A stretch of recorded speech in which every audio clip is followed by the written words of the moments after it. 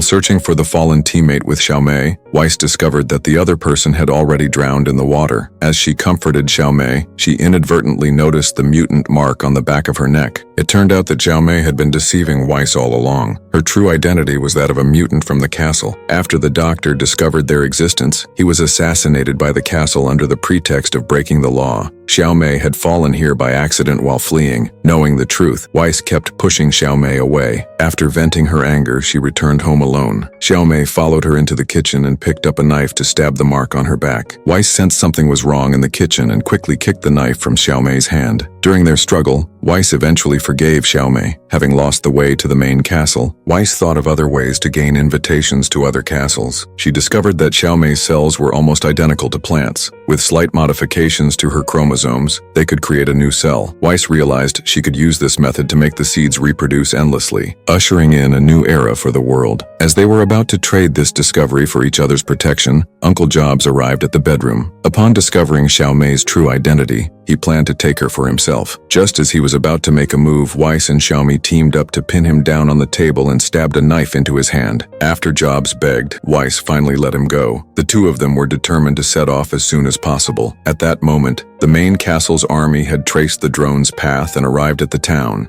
To protect Weiss, her father activated a self-destruct program, sacrificing himself along with the black-clad soldiers. As they were about to escape the army's pursuit, Xiaomei used her special abilities to knock Weiss unconscious. She knew she would never escape the main castle's control, so she voluntarily went to the warehouse to wait for their capture. When Weiss arrived in the yard, her father had already turned to ashes along with the cottage. He led the other survivors deep into the forest, where countless tall towers made of wooden sticks stood. Weiss climbed the wooden ladder to the top of one of the towers, and what she saw before her eyes was the majestic and luxurious main castle. At that moment, Xiaomei was likely locked in some corner inside. Would Weiss manage to find Xiaomei, who was being held captive?